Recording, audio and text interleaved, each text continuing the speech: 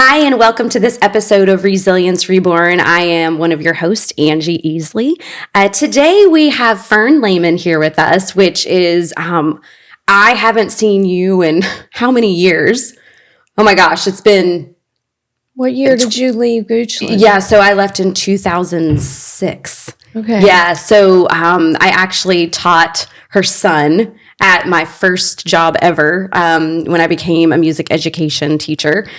So that's how far we go back. And here we are now, which is absolutely amazing. And I'm so excited that you are here with us today. I'm honored to be here. Oh my gosh, we are in for such a treat with this episode.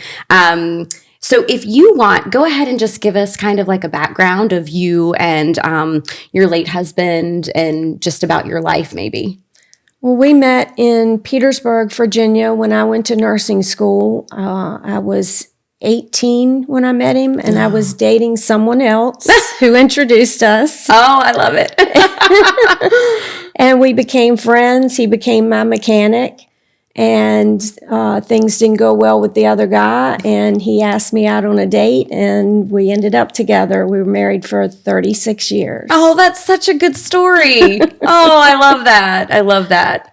Okay. And we ultimately had, we had the two boys that you knew, and I had a stepson who's 5 years older than they are. Okay. And then in 2006, our youngest son, Benjamin, was born. Okay. Okay. Very good. And you lived down like in the Richmond, Virginia area at the time, right? Mm-hmm. Okay. And so tell me a little bit about what brings you here today. Like what do you want to, you have this platform that you're able to just talk to an audience about, you know, what has happened in your life. So maybe just start from like you had a forewarning. I did. About what was going to happen, right? Mm-hmm. So maybe just start there for us. Okay. Well, I had just had this premonition on multiple occasions that I was going to be a widow. Mm.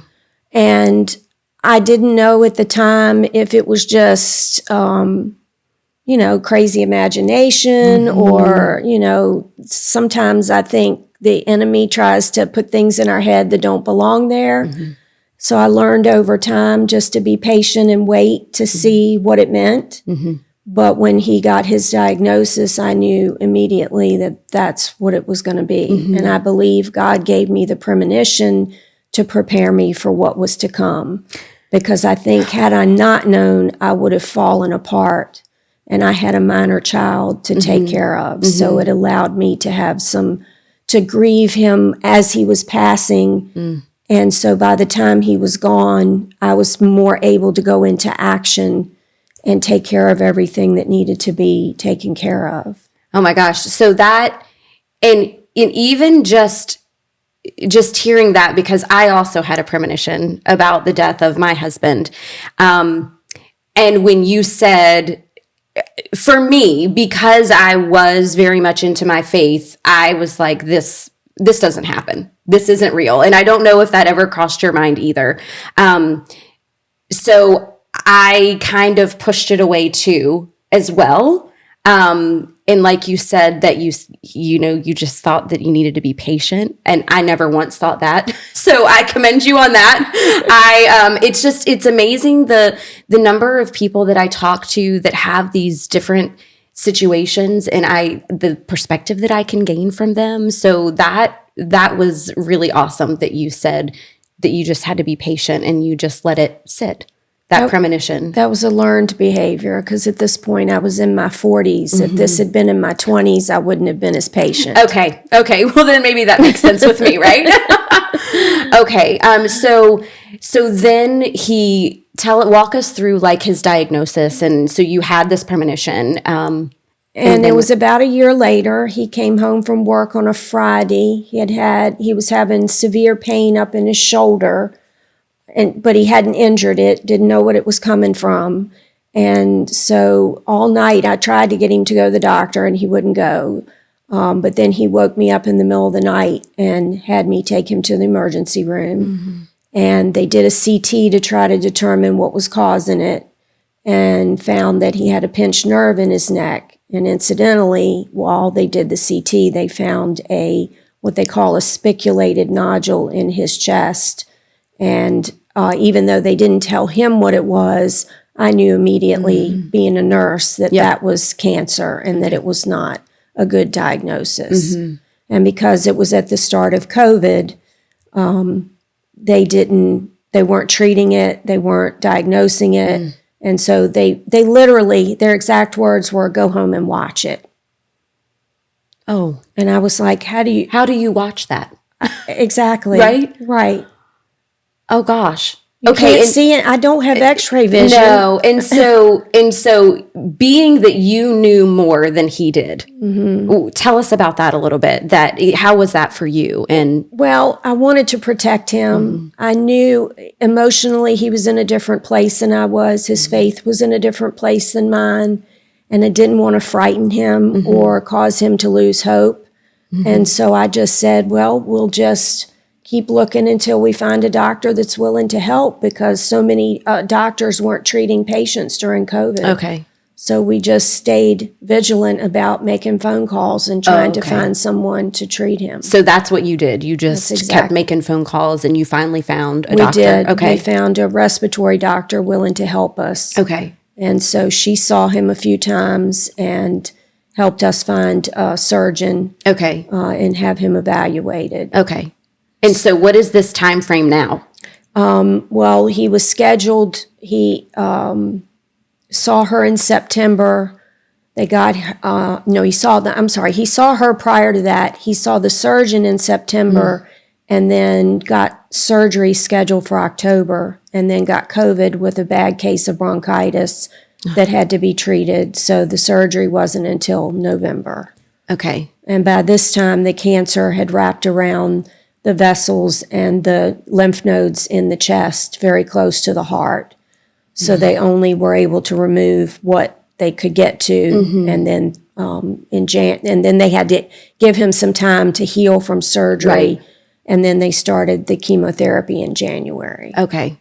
Okay. So now you mentioned your faith versus his faith. Talk a little bit about that. Well, I grew up in the church.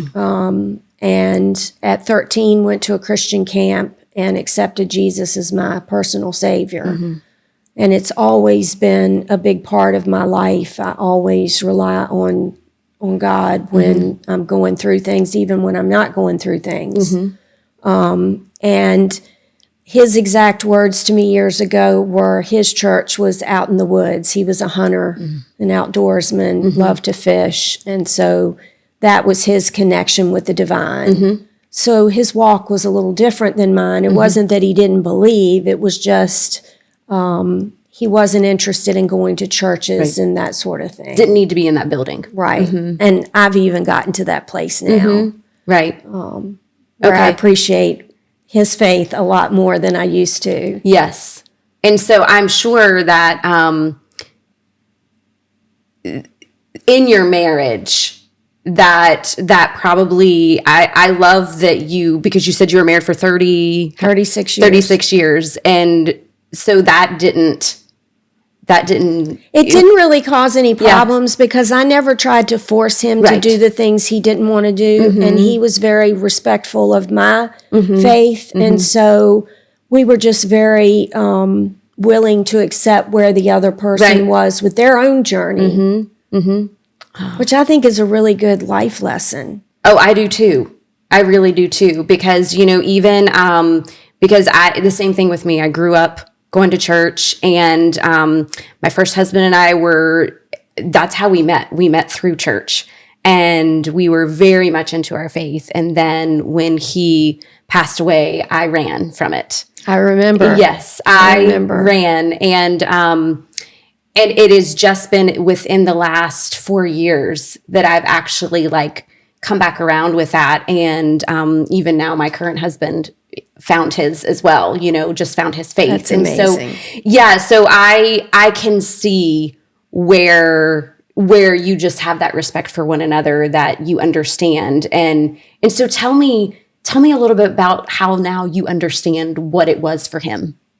That you said, you have more of an understanding what he felt when he was in the woods, or like that? What is that? Oh, well, for instance, I love going to the mountains of New Hampshire or Virginia. And I don't know how to explain it, but it's like up there, you can see out over the world so much. And there's just, to me, there's this connection with God in those places. Yeah. And you go outside, and if you really look around at the complexity of our world, I don't see how you can't see God's hand in everything. Yeah, it's right there. And he doesn't, and I don't believe he causes the bad things.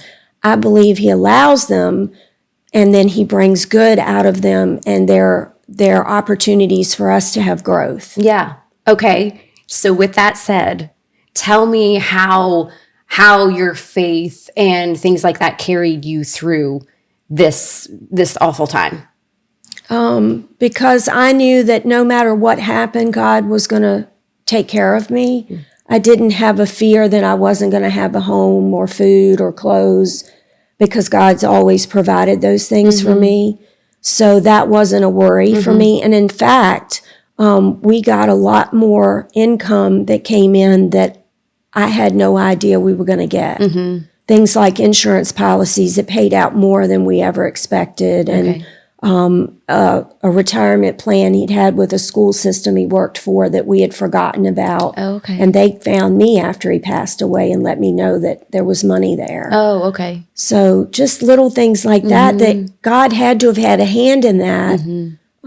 And then the house that we bought in Powhatan and renovated, a lot of people made fun of us because it was in sad shape when we bought it, and they just couldn't see the vision and the good investment that it was. Right. And we bought that house and more than quadrupled our money. Oh, yeah. And so when I sold it, that allowed me to have money in the bank and to go buy a place for Ben and I to live.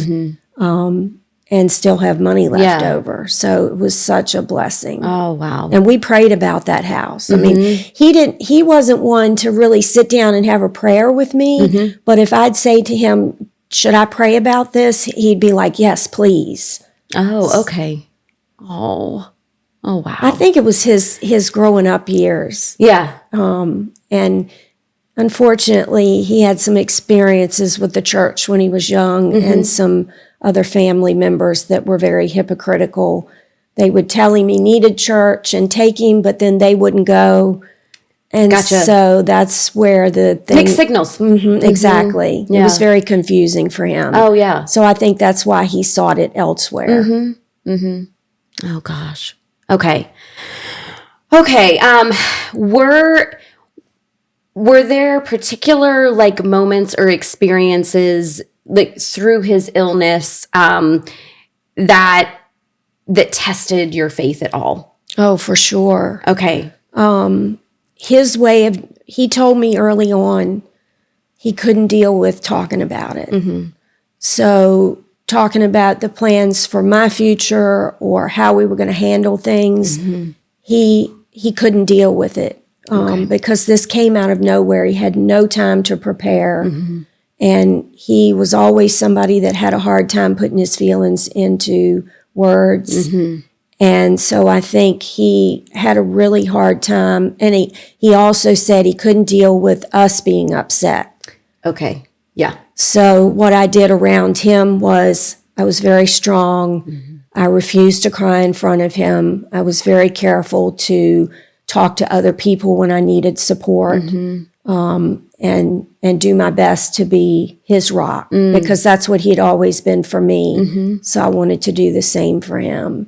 But that made it hard. It was very hard because my husband, he's sick, he's dying. I know I'm going to lose him. And in the meantime, he's pushing me away. Right. And he'd always been like when my dad died, I don't know what I would have done if he hadn't been there because I fell apart in a way I'd never fallen apart before. And he held me up during that time. Yeah. But I also wanted to do the same for him. So I knew I had to find a way to do it. So I just did a lot of praying. So fast forward, that you had to be so strong. And it was only like behind closed doors that you were allowed or that you allowed yourself to kind of break down. Did that affect you after he passed away? Like, or were you able to just grieve whenever you wanted at that point because you knew you didn't need to be like have that face on for because him? there were so many things going on, I'm just now getting to a place where I can really grieve it the way I want to. Because my husband died in June of 21. In July, my uncle was diagnosed with cancer. He lived right across the street from us, and my aunt was very sick. She couldn't drive, and so I helped her with my uncle. Oh, gosh. And he came home on hospice in October he was only home for a little over a week, and I helped her with his passing. And then as soon as that happened, my mother's health had not been good for many years, and it got worse, and she needed my assistance. So I started, and my older son was still living at home, so he helped me with Benjamin, and I did a lot of traveling back and forth to help my mother, and eventually she ended up coming to my home in September of 22 and passed in December of 22 on hospice at my house. And this was all while the house was being prepared to be put on the market. So I had people working on the house during this time. It was supposed to have been finished, but it ended up being a longer process than we had planned. Oh my gosh. Okay, so you've now had how many people pass away? 3. 3. It was 3 in 18 months. Yeah, it was hard. How does one do that? All I can say is God was with me every step of the way and held me up, because otherwise I don't know how I could have done it. Right. And I did have support. Right. I had my adult son and a teenage son living with me. My mother's husband was extremely supportive and was in and out almost at least every other day, if not every day. Okay. My sister was there a lot. Okay. So I did have support. And then I have some really close girlfriends that I can call at any moment. Yeah. Okay. So you were able to lean on those people when you needed it. And hospice is a godsend because you've got the nurse coming in and she's very supportive. Right. And you can call for a chaplain, and then they offer counseling with a social worker if you need it as well. Okay. So that helps too. Okay. How were your children during all of this? Much stronger than I anticipated. Okay. Yeah. I mean, it was hard on all of us, but they too were very strong. I think it was because my husband had always been such a strong person, and he had modeled that for them. And they wanted to, like I did, wanted to be strong for him. My son Eric went above and beyond trying to make that vacation for his dad. Oh, tell us about that. Tell us about the vacation. We took him on a 10-day vacation. He had, at this point, had been diagnosed with brain cancer from the lung cancer. And we went on a 10-day vacation in Maryland on the Chesapeake Bay. And he got to go out on the boat and fish every day. He caught more fish than everybody else. And that wasn't because they were manipulating it. That just is the way it happened. Yes. And we cooked. We took turns cooking. So we made all of his favorite meals. And we all sat down around this great big round table every night and had dinner as a family. And so it was really, I could tell it really meant the world to him. Oh, yes. And I can imagine all of the feelings that came with that, because you are knowing that this is it, that you wanted this to be magical for him. You wanted all of his family and the people that he cared about to be together. But at the same time, you know that this is going to be the last vacation that you all have. But I can imagine just seeing him in his element, that it left such a lasting. It gave me enough joy that the hard part was made easier because of that joy. Yeah. And I try to focus on the good parts and not the bad, because I think it makes it easier to handle. It gives you a strength.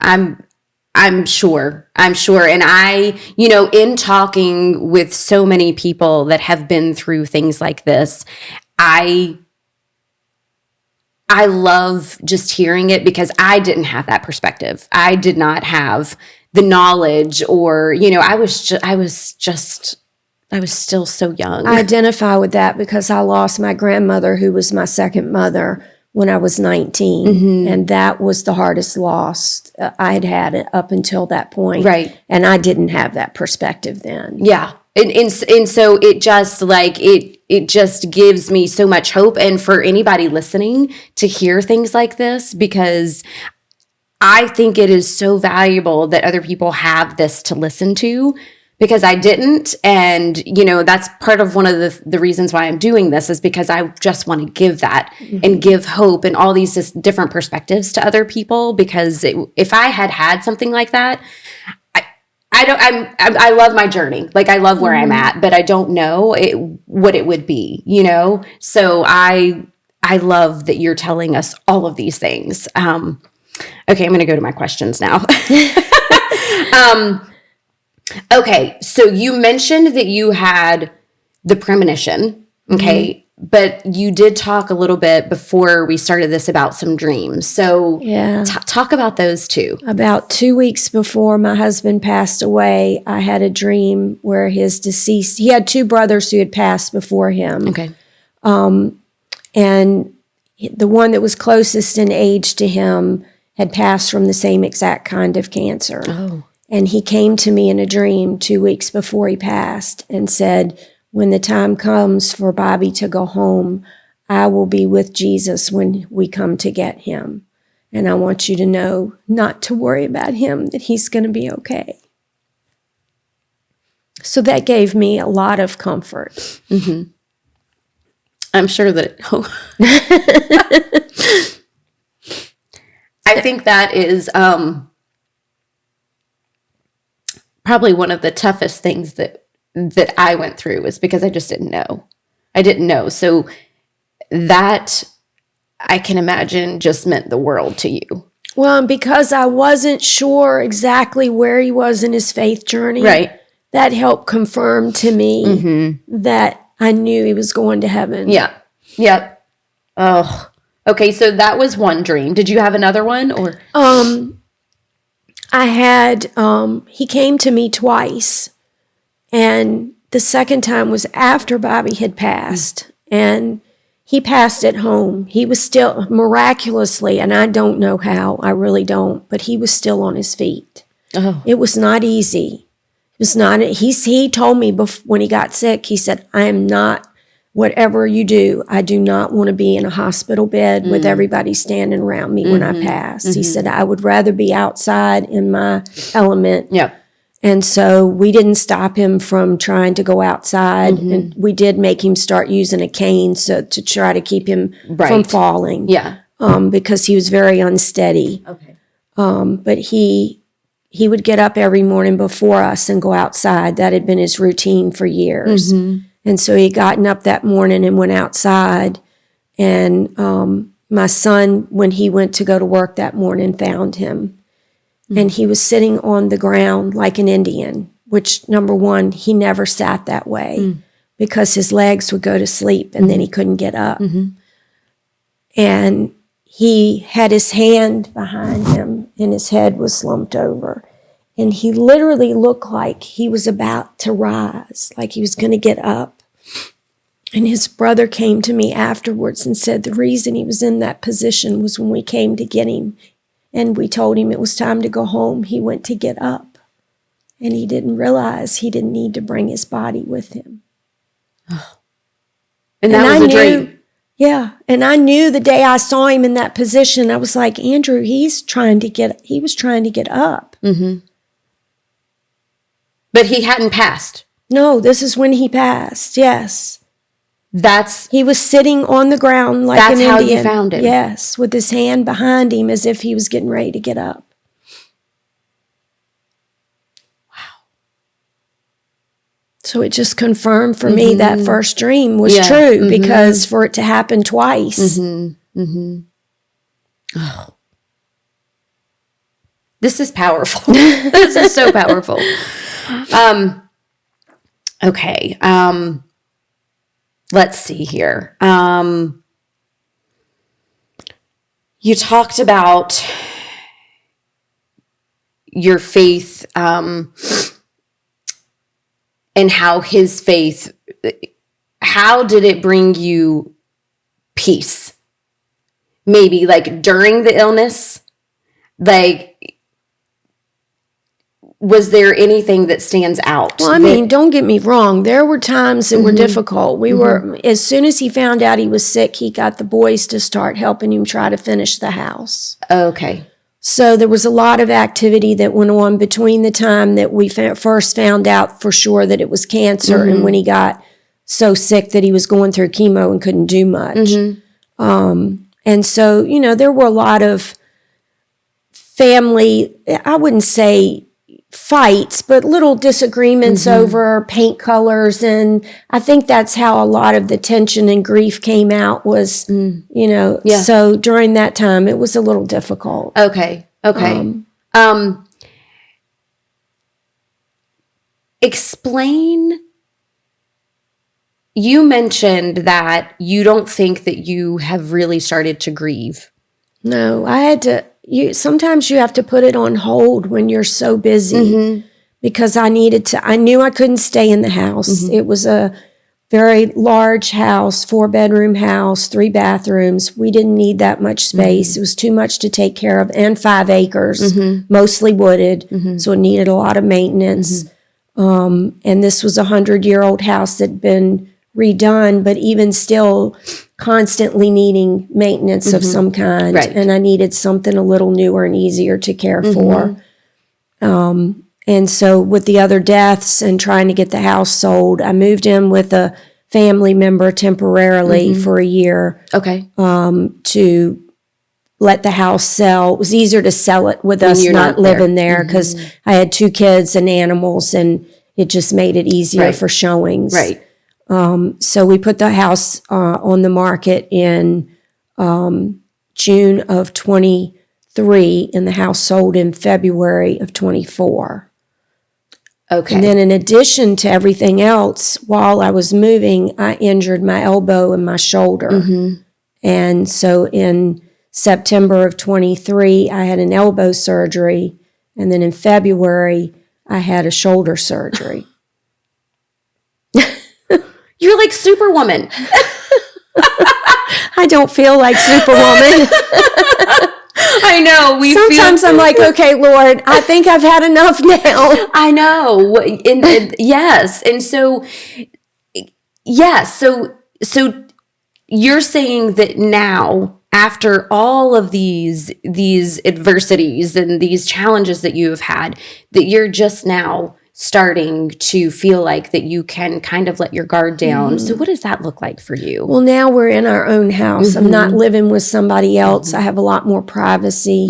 I don't even, and my son is grieving too. So my youngest son still lives with me. And I want him to grieve and feel comfortable to do it in front of me if he wants.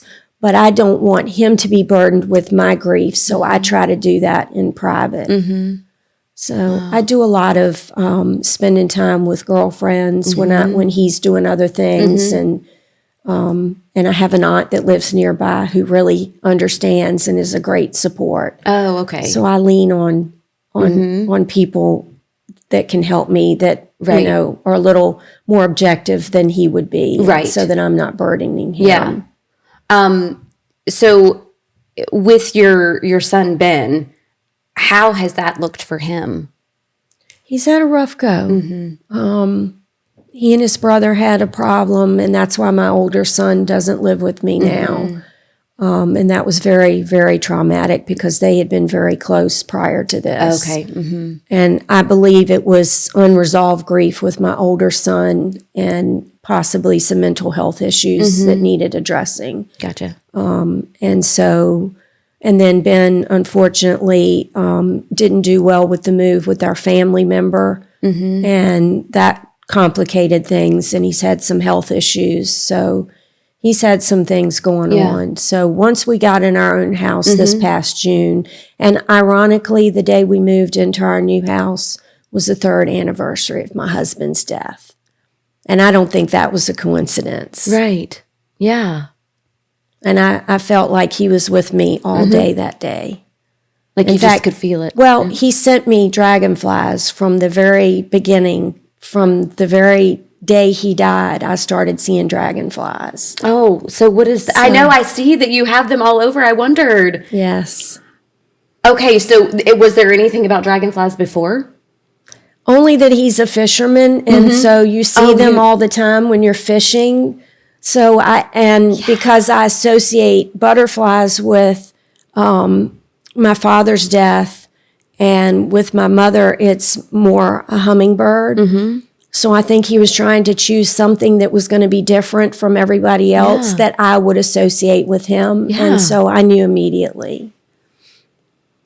And the day and I didn't see them for the year that we lived at the family member's house. I didn't see a single dragonfly. But as soon as I stepped foot on that new property, the day we moved in, I started seeing them again. It's so crazy. Oh my gosh, that is just. And I know some people would think, "Oh, it's just it's a coincidence," or you're just imagining it. It's not. It's not because you feel something emotionally. It's not just seeing something physical. You feel something spiritual related to it. And that you're exactly right that he saw them all the time. Because he loved fishing. So that is just enough to say that this is what he's sending to like give you peace and for you to know that he's watching okay you. And he's still with me. Yeah. Yeah. And that gives me strength too.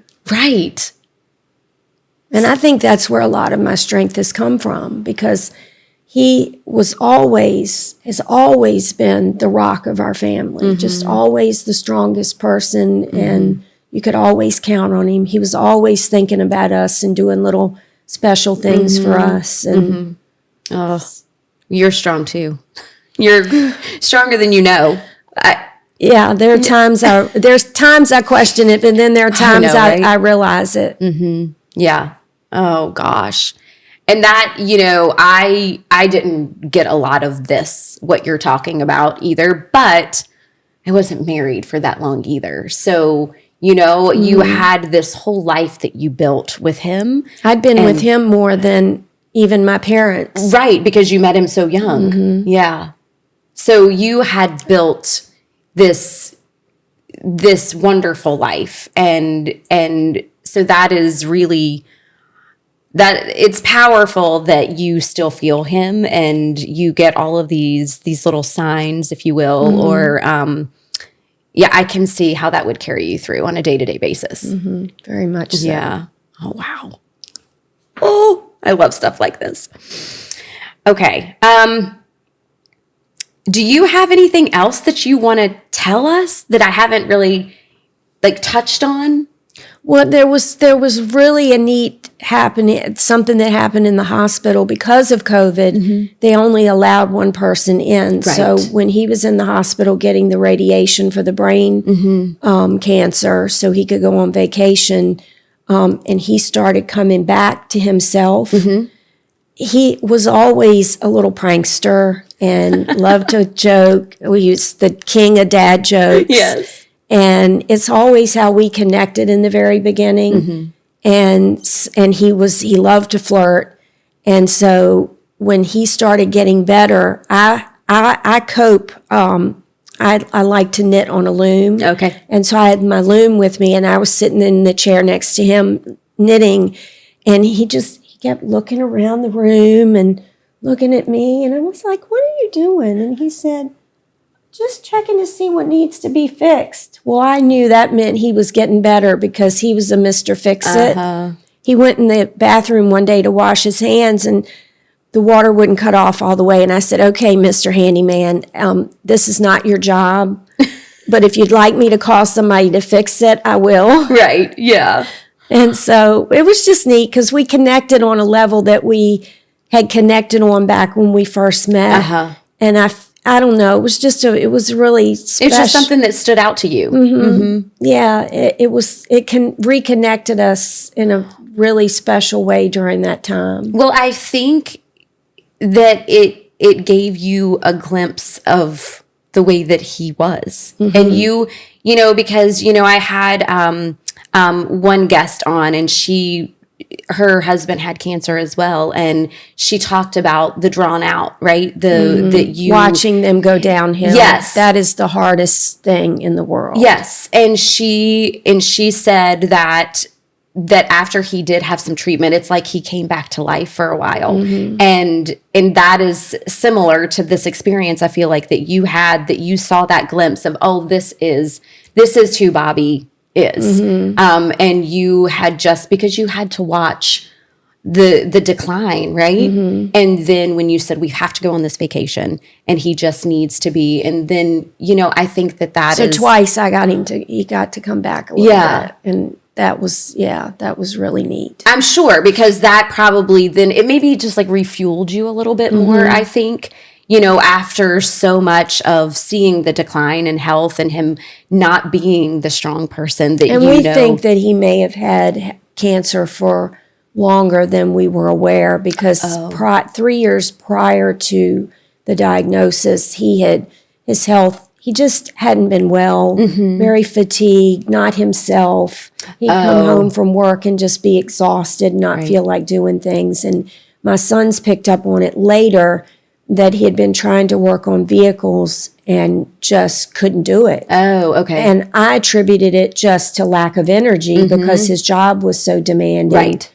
But I now know that When you think back. his mind wasn't connecting what he needed to do to finish the work. Gotcha. And we found things that he had messed up during that time too.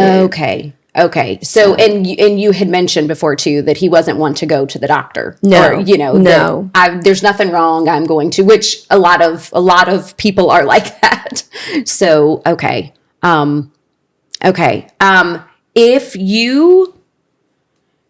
If there's one lesson, anything that you can push forward, or that, you know, advice that you could give to someone with all that you've been through. And I don't I don't care what kind of difficulty it is. Yeah. Find faith in a higher power, whatever that is to you. Yeah. Because it will carry you through. Yeah. And realize that no matter what you go through, there's a lesson in everything. There's something you're supposed to learn from it. Right. And then you can pass that on to others and help other people. And that's always been part of who I am, is I love to help others. Yeah. I'm grateful that I'm where I am now, because I did find purpose eventually. I wish it had been sooner. But don't beat yourself up over that, because everybody's journey is different. It is. It's totally different. And I preach this stuff, and I talk to other widows about it. And I think it's just when I sit back and I look at other people that have been through it and how strong they are, sometimes I just wish that I could have been that strong from the start, you know? But I would agree that there has to be purpose in what is happening, or what does happen, or your journey. There has to be purpose, and you have to believe and figure it out. I 100% believe that now. I didn't many years ago at all. And if you have a family member going through grief for something, please don't tell them it's time for it to be over. Please don't.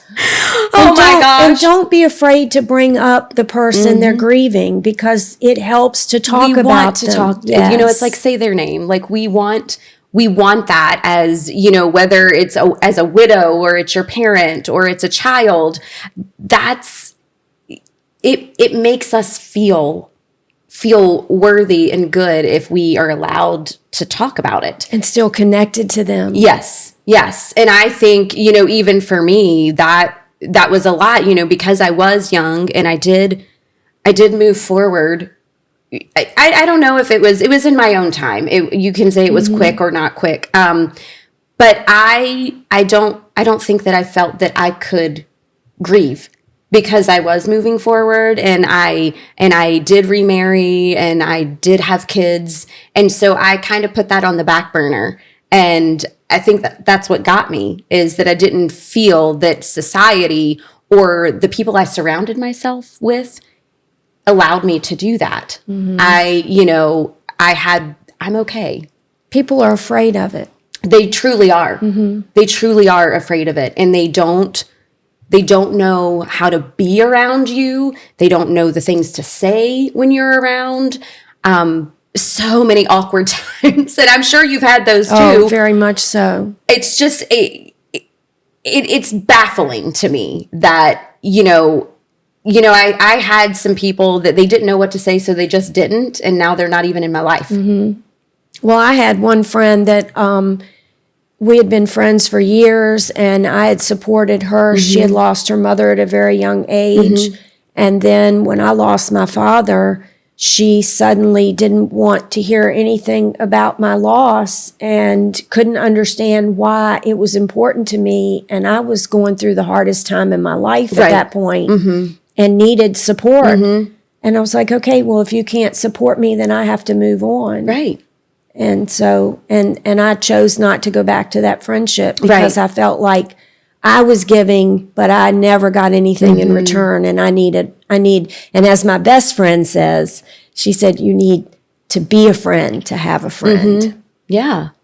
Yeah. I think about all the people that have come in and out of my life through my journey, and there are very few that stuck with me through the entire thing. Very few. And for me, it means so much because they knew me then and they watched this journey and they know me now. And I wish that everybody could have done that. Like, I really, truly do. I wish that everybody, we all grieve differently. And so when you talk about other people and them trying to support you, who knows what's going through their head? We see it different because, especially with you at 19, when you had your first major loss, right? So we just see the world and people differently. It's like we're our own tribe, I feel like. I think so too. Because I do have people in my life that really haven't experienced major loss or life adversity, even for that, anything that really has set them back, and they do see things so differently. And I sometimes have to just step back and take a minute and say, Angie, they don't know. And I have to be okay with that. But sometimes, I just want to shake them and be like, don't you understand? It's so hard. And I don't know if you experience that at all. For sure. Yeah. For sure. Yeah. It's just, it's hard to be on this side of things and just watch sometimes and just be quiet. I have to just, that's one thing that I reflect about a lot. And I feel like sometimes it's hard to have friendships when the other person doesn't understand, but they never will unless they walk in your shoes. And the end of the day, I would never want anybody to go through what I had to go through. And ironically, two of my best friends are both widows. So maybe that's why. Oh, wow. And I've been friends with them since, well, one of them I wasn't friends with before she lost her husband, but the other one I was. But I think maybe that's what's allowed us to stay so close, is because we really get each other. You do, in a way that no one will. I know that my one really great friend, that her husband was also in the plane crash, she was my everything.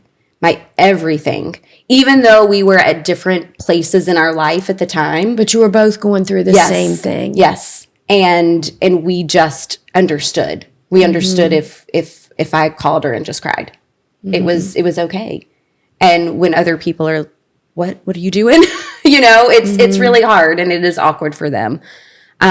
Okay, so you say find your higher power and lean into that, because for you in your multiple losses and journey along your life, that is what has been the basis of everything, really, truly, for you.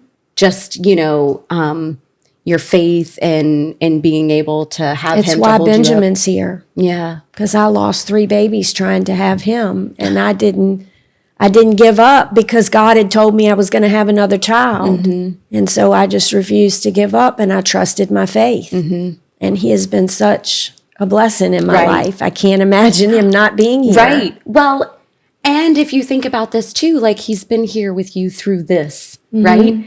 And because he's not old enough to live on his own, we've really stuck together through this. Oh, I'm sure. I'm sure. And it's been a blessing, I think, for both of us. Wow.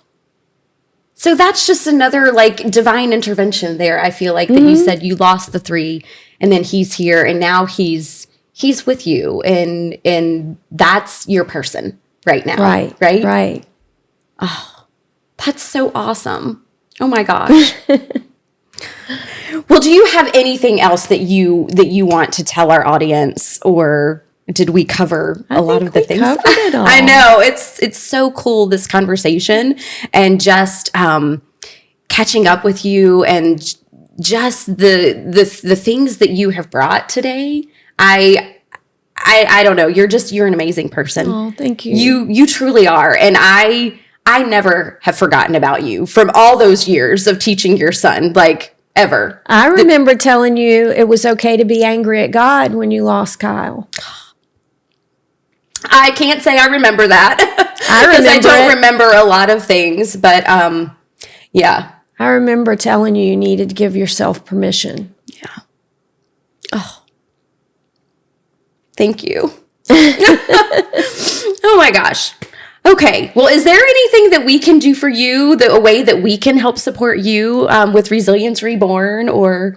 I don't think so. Yeah, I'm just grateful that we have this platform and you felt comfortable enough to come and share your story with me and our audience. I hope it resonates with other people. Oh, it will. 100%. And this is what Trey and we tell ourselves, even if it's just if it's one person that it is going to resonate with, that is one person that we didn't touch before, you know. It's just the ability to have a place to go and listen on your own. That's what I love about the podcast, I think, is that you do it when you want, how you want, and there's nobody, you know, it's not, you know, there have been some people that have come on and said, you know, therapy was the best thing for me, you know, going to see a therapist, you know, and I love that, but I feel like listening to something like this and real life perspectives from people that have gone through it, and you can do it on your own time, I think is really, really valuable. And therapy is definitely valuable. Right. It's just that I have had so many other things going on that we didn't even have time for therapy. I was going to say, when would you have time to fit a session in?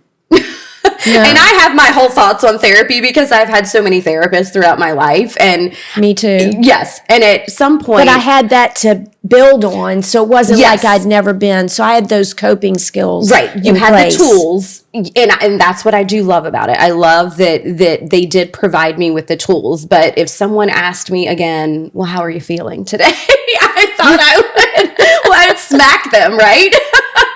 I think that's another guest said the same thing, that, you know, so those are all really, really great tools. But I'm just telling you, if I would have had a group of widows that I could have connected with, I think it would have been awesome. Mm-hmm. So that's what I love about this. And I love this platform. So, well, Fern, thank you so much. Thank you so much for coming here today and being able to reconnect with you, and just that you felt good enough to share your story, and just know that you are so strong and you are amazing. And I am so grateful for you. All right. Well, thank you so much for listening to this episode of Resilience Reborn. Until next time.